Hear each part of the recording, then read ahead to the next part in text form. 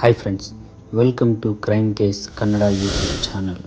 ಇದು ಕ್ರೂರತೆ ಹಿಂದಿನ ಸತ್ಯದ ಘಟನೆ. 1917 ದಶಕದ ಇಂಗ್ಲೆಂಡ್ನಲ್ಲಿ ನಡೆದಂತಹ ಒಂದು ಕ್ರೂರ ಘಟನೆ ಇದಾಗಿದೆ. ಆಗಿನ್ನೂ ಅಲ್ಲಿಯ ಜನರು ಇನ್ನೂ ಹಳೆಯ ಯುದ್ಧದ ಗಾಯಗಳಿಂದ ಚೇತರಿಸಿಕೊಳ್ಳುತ್ತಿದ್ದರು. ಆದರೆ ಅಂತಹ ಅಪರಾಧದ ಜಗತ್ತಿನಲ್ಲಿ ಒಂದು ಹೆಸರು ಮಾತ್ರ ಎಲ್ಲರ ಬಾಯಲ್ಲಿತ್ತು. ಅದೇ ಗ್ರಹಾಂ ಫ್ರೆಡರಿಕ್ ಯಂಗ್. ಅವನಿಗೆ ಜನರು ನೀಡಿದ ಬಿರುದು ಟೀ ಕಪ್ ಪಾಯ್ಸನರ್. ಈ ಟೀ ಕಪ್ ಪಾಯ್ಸನರ್ ಬಗ್ಗೆ ಏನಂತ ಈ ವಿಡಿಯೋದಲ್ಲಿ ಡೀಟೇಲ್ ಆಗಿ ನೀವು ಕೇಳಿಸ್ಕೊಳ್ತೀರಾ. ಮತ್ತು ಇಂತಹ ಘಟನೆ ಎಲ್ಲೂ ಕೇಳಿರಲು ಸಾಧ್ಯವೇ ಇಲ್ಲ. ಅವನ ಅಪರಾಧ ಕೇವಲ ಹತ್ಯೆ ಅಲ್ಲ, ಅದು ಒಂದು ಶೀತಳವಾದ ವೈಜ್ಞಾನಿಕ ಪ್ರಯೋಗಗಳ ಸರಣಿ. ಅವನು ಮಾನವ ಜೀವವನ್ನು ಒಂದು ಪ್ರಯೋಗಾಲಯದ ಮಾದರಿಯಂತೆ ನೋಡಿ, ವಿಷದ ಪರಿಣಾಮಗಳನ್ನು ಗಮನಿಸಿ ಮತ್ತು ಅದನ್ನು ದಾಖಲಿಸುತ್ತಿದ್ದ. ಅವನ ಕಥೆ ಒಂದು ಮೌನ ಕೊಲೆಗಾರನ ಬುದ್ಧಿವಂತಿಕೆಯ ಮತ್ತು ಕ್ರೂರತೆಯ ಮಿಶ್ರಣದ ಒಂದು ಸಾಕ್ಷಿ. ಗ್ರಹಾಂ ಯಂಗ್ 1947 ಸೆಪ್ಟೆಂಬರ್ 7 ರಂದು ಲಂಡನ್ನ ನೆಸ್ಡನ್ ಎಂಬ ಹಳ್ಳಿಯಲ್ಲಿ ಜನಿಸಿದ. ಅವರ ತಾಯಿ ಬೆಸ್ಸಿ ಯಂಗ್. ಅವನಿಗೆ ಕೇವಲ 3 ತಿಂಗಳಿದ್ದಾಗ ಅವರ ತಾಯಿ ಟಿಬಿಯಿಂದ ಮೃತಪಟ್ಟರು ಮತ್ತು ಅವರ ತಂದೆ ಫ್ರೆಡ್ ಯಂಗ್ ಕೆಲವು ವರ್ಷಗಳ ಬಳಿಕ ಮೌಲಿ ಯಂಗ್ ಎಂಬ ಮಹಿಳೆಯನ್ನು 2ನೇ ಮದುವೆಯಾದರು.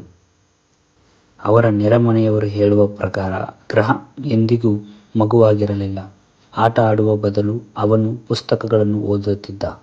ಅವನ ಕಣ್ಣುಗಳಲ್ಲಿ ಒಂದು ವಿಚಿತ್ರ ಶಾಂತಿ ಇತ್ತು, ಆದರೆ ಅದು ಒಳಗೆ ಏನೋ ಕತ್ತಲೆ ಇದ್ದಂತೆ ಅನಿಸುತ್ತಿತ್ತು. ಬಾಲ್ಯದಲ್ಲಿ ಅವನ ಬುದ್ಧಿವಂತಿಕೆ ಗುರುತಿಸಲ್ಪಟ್ಟಿತು ಮತ್ತು ಶಾಲೆಯ ಪರೀಕ್ಷೆಗಳಲ್ಲಿ ಅವನು ವಿಜ್ಞಾನ, ವಿಶೇಷವಾಗಿ ರಸಾಯನಶಾಸ್ತ್ರದಲ್ಲಿ ಮುಂದಿರುತ್ತಿದ್ದ. ಆದರೆ ಅವನ ಕುತೂಹಲದ ವಿಷಯ ಸಾಮಾನ್ಯವಲ್ಲ. ಅವನು ಮರಣ, ವಿಷ ಮತ್ತು ಮಾನವ ದೇಹದ ರಹಸ್ಯಗಳ ಬಗ್ಗೆ ಆಸಕ್ತನಾಗಿದ್ದ. ಅವನ 12ನೇ ವಯಸ್ಸಿನಲ್ಲಿ ತಂದೆ ಅವನಿಗೆ ಒಂದು ಕೆಮಿಸ್ಟ್ರಿ ಸೆಟ್ ತಂದುಕೊಟ್ಟರು. ಇದು ಸಾಮಾನ್ಯ ಮಕ್ಕಳಿಗೆ ಆಟಿಕೆ, ಆದರೆ ಗ್ರಹಾಂಗೆ ಅದು ಪ್ರಯೋಗಾಲಯದ ಬಾಗಿಲು. ಆರಂಭದಲ್ಲಿ ಬಣ್ಣ ಬದಲಾವಣೆ, ಸಣ್ಣ ಸ್ಫೋಟ, ಹೊಗೆ ಇವು ಅವನಿಗೆ ಸಂತೋಷ ಕೊಟ್ಟವು. ಆದರೆ ಬೇಗನೆ ಅವನ ಆಸಕ್ತಿ ವಿಷಶಾಸ್ತ್ರ ಅಂದರೆ ಟಾಕ್ಸಿಕಾಲಜಿ ಕಡೆ ತಿರುಗಿತು. ಅವನು ಸ್ಥಳೀಯ ಲೈಬ್ರರಿಯಲ್ಲಿ ಫೊರೆನ್ಸಿಕ್ ಟಾಕ್ಸಿಕಾಲಜಿ ಪುಸ್ತಕಗಳನ್ನು ಓದುತ್ತಿದ್ದ. ಪ್ರತಿ ವಿಷಯದ ಹೆಸರು, ರಾಸಾಯನಿಕ ರಚನೆ, ಮನುಷ್ಯನ ಮೇಲೆ ಪರಿಣಾಮ, ಕೊಲ್ಲುವ ಪ್ರಮಾಣ ಎಲ್ಲವನ್ನೂ ಕಣ್ಮುಂದೆ ತಂದುಕೊಂಡಿದ್ದ.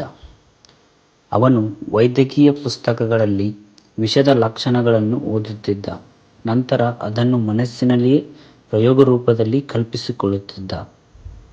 ಅವನ 14ನೇ ವಯಸ್ಸಿನಲ್ಲಿ ಗ್ರಹಾಂ ತನ್ನ ಮೊದಲ ಜೀವಂತ ಪ್ರಯೋಗ ಆರಂಭಿಸಿದ. ಅಂದರೆ ಆಂಟಿಮೊನಿ, ಒಂದು ಭಯಾನಕ ವಿಷ ನಿಧಾನವಾಗಿ ದೇಹವನ್ನು ಕುಗ್ಗಿಸುವುದು ಮತ್ತು ವಾಂತಿ, ಹೊಟ್ಟೆನೋವು, ಕೂದಲು ಉದುರುವುದು, ನರ ಶಕ್ತಿಹೀನತೆ ಉಂಟುಮಾಡುವುದು. ಅವನ ಪ್ರಯೋಗಕ್ಕೆ ಗುರಿಯಾದವರು ಸ್ವತಃ ಅವರ 2ನೇ ತಾಯಿ ಮತ್ತು ಫ್ರೆಡ್ ಯಂಗ್ ಮತ್ತು ಅವರ ಅಕ್ಕ ವೆನ್ನಿ ಮತ್ತು ಕೆಲ ಶಾಲಾ ಸ್ನೇಹಿತರು. ಅವನು ಆಹಾರ ಅಥವಾ ಟೀ ಅಲ್ಲಿ ಸ್ವಲ್ಪ ಪ್ರಮಾಣ ವಿಷ ಸೇರಿಸುತ್ತಿದ್ದ. ಮೌಲಿ ಯಂಗ್ ಆರೋಗ್ಯ ನಿಧಾನವಾಗಿ ಹದಗೆಡುತ್ತಿತ್ತು. ವೈದ್ಯರು ಇದನ್ನು ಗ್ಯಾಸ್ಟ್ರಿಕ್ ಇನ್ಫೆಕ್ಷನ್ ಇರಬಹುದೆಂದು ಕೊಂಡಿದ್ದರು. ಗ್ರಹಾಂ ತನ್ನ ಡೈರಿಯಲ್ಲಿ ದಿನಾಂಕ, ಸಮಯ, ವಿಷದ ಪ್ರಮಾಣ, ಬಲಿಯಾದವರ ಪ್ರತಿಕ್ರಿಯೆ ಎಲ್ಲವನ್ನೂ ದಾಖಲಿಸಿಕೊಳ್ಳುತ್ತಿದ್ದ. ಅವನಿಗೆ ಇದು ಹತ್ಯೆಯಲ್ಲ, ಪ್ರಯೋಗ ಎನ್ನುವ ಭಾವನೆ. 1962 ಏಪ್ರಿಲ್ ಮೌಲಿ ಯಂಗ್ ಬೆಳಿಗ್ಗೆ ಟೀ ಕುಡಿದ ಕೆಲವೇ ಹೊತ್ತಿನಲ್ಲಿ ತೀವ್ರ ವಾಂತಿ, ತಲೆ ಸುತ್ತುವುದು, ಕುಸಿದರು ಮತ್ತು ಅವರನ್ನು ಆಸ್ಪತ್ರೆಗೆ ಕರೆದೊಯ್ಯುವ ಮುನ್ನವೇ ಅವರು ಸಾವನ್ನಪ್ಪಿದರು. ಆ ಕುಟುಂಬದಲ್ಲಿ ಏನೋ ದುಃಖದಲ್ಲಿದ್ದರೂ ಗ್ರಹಾಂ ಮುಖದಲ್ಲಿ ಯಾವುದೇ ಭಾವವಿರಲಿಲ್ಲ.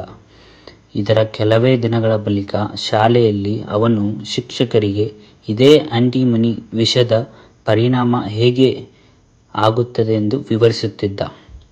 ಇದರಿಂದ ಅನುಮಾನಗೊಂಡ ಆ ಸ್ಕೂಲಿನ ಶಿಕ್ಷಕ ಪೊಲೀಸರಿಗೆ ಮಾಹಿತಿ ನೀಡಿದ.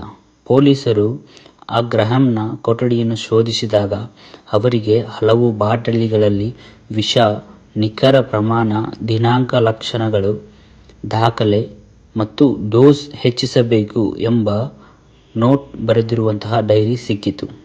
ಈ ಎಲ್ಲ ಸಾಕ್ಷ್ಯಗಳೊಂದಿಗೆ ಆ ಗ್ರಹಾಂನನ್ನು ಬಂಧಿಸಲಾಯಿತು.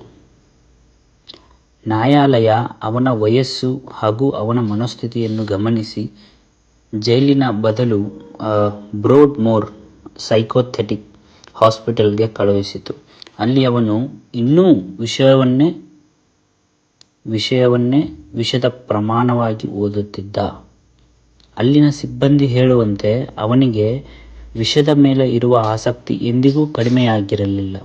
ಕೆಲವೊಮ್ಮೆ ಅವನು ಖೈದಿಗಳಿಗೂ ಮತ್ತು ನರ್ಸ್ಗಳಿಗೂ ವಿಷದ ವಿಷಯದಲ್ಲಿ ಉಪನ್ಯಾಸ ಕೊಡುತ್ತಿದ್ದ. 9 ವರ್ಷಗಳ ನಂತರ ವೈದ್ಯರ ತಪ್ಪು ನಿರ್ಧಾರದಿಂದ ಸಮಾಜಕ್ಕೆ ಅವನು ಮರಳಲು ತಯಾರಾಗಿದ್ದ. ಮತ್ತೆ ಅವನನ್ನು ಬಿಡುಗಡೆ ಮಾಡಲಾಯಿತು. ಬಿಡುಗಡೆ ನಂತರ ಕೆಲವೇ ವಾರಗಳಲ್ಲಿ ಗ್ರಹಾಂ ಜಾನ್ ಹ್ಯಾಡ್ಲ್ಯಾಂಡ್ ಲ್ಯಾಬೊರೇಟರೀಸ್ನಲ್ಲಿ ಕೆಲಸಕ್ಕೆ ಸೇರಿಕೊಂಡ. ಅಲ್ಲಿ ಸಹೋದ್ಯೋಗಿಗಳಿಗೆ ಟೀ ಮತ್ತು ಕಾಫಿಯಲ್ಲಿ ಥಾಲಿಯಂ ಹಾಕಲು ಆರಂಭಿಸಿದ.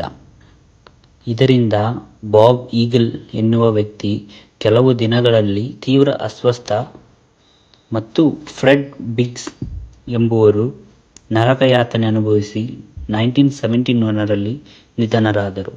ಇತರ ಸಹೋದ್ಯೋಗಿಗಳಿಗೆ ಗಂಭೀರವಾಗಿ ಅಸ್ವಸ್ಥರಾಗಿದ್ದರೂ ಬದುಕುಳಿದರು. ವೈದ್ಯರು ಲಕ್ಷಣಗಳನ್ನು ನೋಡಿ ಇದು ಥಾಲಿಯಂ ಪಾಯ್ಸನಿಂಗ್ ಎಂದು ಪತ್ತೆ ಹಚ್ಚಿದರು. ಈ ವಿಷಯ ಸಾಮಾನ್ಯವಾಗಿ ಅಪರೂಪವಾಗಿರುವುದರಿಂದ ಶಂಕೆ ನೇರವಾಗಿ ಗ್ರಹಾಂ ಇಂಗ್ ಕಡೆ ತಿರುಗಿತು. ಆಗಲೂ ಅವನ ಡೈರಿಯಲ್ಲಿ ಈಗ್ಲಿ ಎಂಬುವರು ಮೊದಲ ಬಲಿ, ಬಿಗ್ಸ್ ಎಂಬುವರ ಪರಿಣಾಮ ಉತ್ಕೃಷ್ಟ, ಮುಂದಿನ ಹಂತ ಪ್ರಮಾಣ ಹೇಗೆ ಹೆಚ್ಚಿಸಬೇಕು ಎನ್ನುವ ವಿವರ ಬರೆದಿರುವಂತಹ ಡೈರಿ ಸಿಕ್ಕಿತು. ಮತ್ತೆ ಈ ಡೈರಿಯೊಂದಿಗೆ ಅವನನ್ನು ನ್ಯಾಯಾಲಯಕ್ಕೆ ಒಪ್ಪಿಸಿದರು. ವಿಚಾರಣೆಯಲ್ಲಿ ಗ್ರಹಾಂ ಸಂಪೂರ್ಣ ಶಾಂತ, ಪಶ್ಚಾತ್ತಾಪವಿಲ್ಲದೆ ತನ್ನ ಪ್ರಯೋಗಗಳ ಬಗ್ಗೆ ವಿವರಿಸುತ್ತಿದ್ದ. ಅವನು ಹೇಳಿದ್ದೇನೆಂದರೆ, ಇದು ಕೊಲೆ ಅಲ್ಲ, ಇದು ವೈಜ್ಞಾನಿಕ ಅಧ್ಯಯನ ಎಂದು ಅವನು ವಾದ ಮಾಡಿದ. ಇದಕ್ಕೆ ನ್ಯಾಯಾಧೀಶರು, ನೀನು ಮನುಷ್ಯರ ಜೀವನವನ್ನು ಕೇವಲ ರಾಸಾಯನಿಕ ಪರೀಕ್ಷೆಗೆ ಬಳಸಿರುವೆ, ಇದು ಮಾನವೀಯತೆಯ ವಿರುದ್ಧ ದೊಡ್ಡ ಅಪರಾಧ. ಹೀಗಾಗಿ ಅವನಿಗೆ ಜೀವಾವಧಿ ಶಿಕ್ಷೆ ವಿಧಿಸಲಾಯಿತು.